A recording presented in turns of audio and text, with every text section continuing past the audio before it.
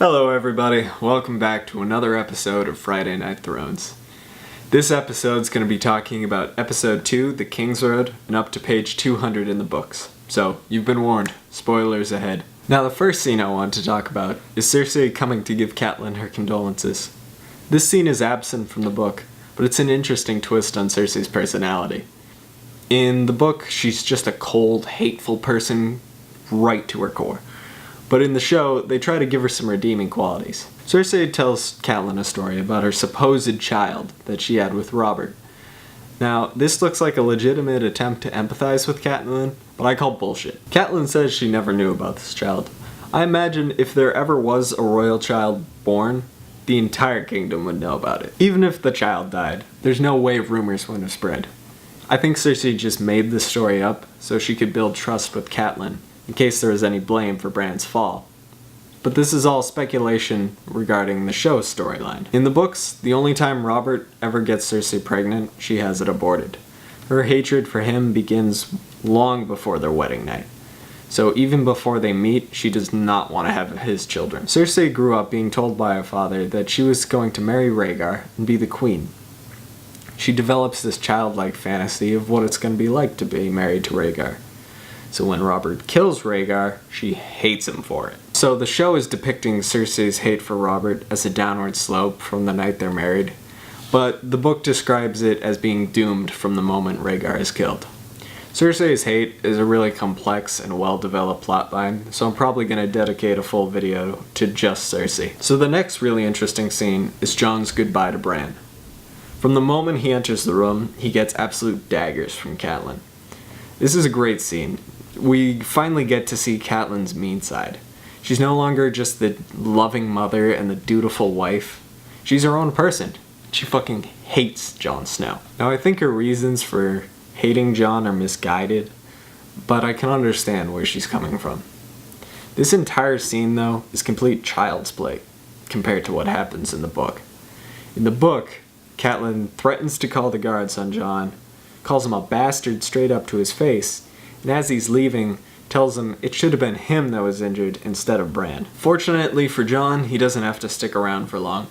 He departs for the Wall, and Tyrion goes with him to continue one of my favorite friendships in the entire series. I love every scene these two are together. They bond over the disadvantages they were born with, and Tyrion kind of acts as Jon's guide. Jon is still young and doesn't quite understand how the world works, and doesn't really know how to deal with people's opinion of him. So Tyrion kind of takes him under his wing. I don't think Tyrion expected Jon to learn anything from him.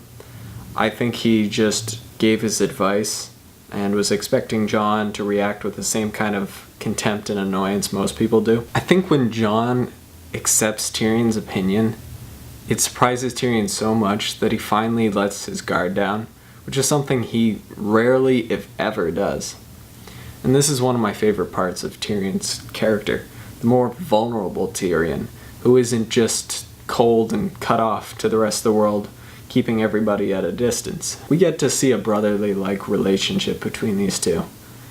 Tyrion starts acting like the older sibling he wished he had, and Jon starts letting his guard down even faster than Tyrion. Tyrion is the first person in Jon's life to give him advice on how to handle being a bastard. Everyone else either ignores the fact that he's a bastard or insults him for it. Tyrion kind of acknowledges it in a matter-of-fact kind of way. Now, originally Jon is very suspicious of this, but Tyrion's honesty goes a long way. Meanwhile, Dany is having one hell of a time as the new Khaleesi. She struggles at first, adjusting to riding all day and dealing with Khal Drogo at night. There's a moment, though, where she stares into the fire. This is supposed to represent the dragon dreams that she has in the book. These dreams make her stronger as they symbolically burn away her fear. After she has these dreams, she has this newfound clarity about what she must do, and she changes from the Dany who hates her existence and is a product of circumstance to the Dany who commands her own future. The show finishes out with the debacle along the Dryden leading up to the death of Lady, Sansa's direwolf. When Lady dies, Bran wakes up. In the books, Bran is taught how to fly in his dreams by a three-eyed crow. This is the first experience Bran has of his warg abilities. After he learns how to fly in his dreams, he wakes up and immediately names his direwolf Summer. That's it for episode 2 of Game of Thrones, The King's Road. If I left anything out, please tell me in the comments so I can cover it in future videos. Let me know what you guys thought of this episode. Don't forget to subscribe and like.